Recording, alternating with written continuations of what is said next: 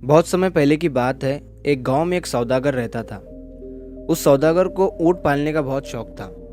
तो एक दिन जब वो सौदागर बाजार में ऊँट खरीदने के लिए जाता है तो उसे वहां पर एक अच्छी नस्ल का ऊँट दिखाई देता है। वो सौदागर ऊँट बेचने वाले के पास जाकर उससे उस ऊँट की सौदेबाजी करता है। सौदागर और ऊँट बेचने वाले के बीच काफ़ी लंबी सौदेबाजी के बाद वो सौदागर उस ऊँट को खरीद लेता है और अपने घर चला जाता है। घर पहुंचने के बाद सौदागर ने अपने नौकर से ऊँट को बांधने और खाना डालने को कहा। तभी नौकर को ऊँट के सीट के नीचे एक छोटी सी मखमल की थैली दिखी। नौकर ने जब उस मखमल की थैली को खोलकर देखा तो उसके अंदर उसे बेशकीमती हीरे जवाहरात दिखाई दिए। ये देखकर नौकर ने ज़ोर से चिल्लाया और अपने मालिक से कहा कि मालिक, आपने जो नया ऊँट खरीदा है उसके सीट के नीचे मुझे ये हीरों से भरी थैली मिली है। सौदागर ने जब उन हीरों को देखा तो वो भी हैरान हो गया।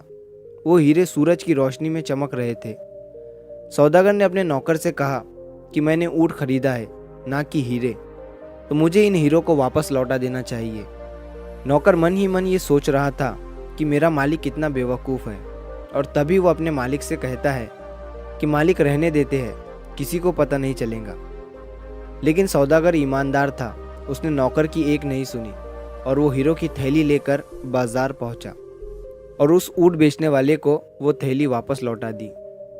अब वो ऊँट बेचने वाला ये देखकर बहुत खुश हो गया और उसने सौदागर से कहा कि मैं भूल ही गया था कि मैंने अपनी हीरो की थैली उस ऊँट के सीट के नीचे रखी थी, और अब आप इनाम के तौर पर इन हीरो में से कोई भी एक हीरा चुन लीजिए।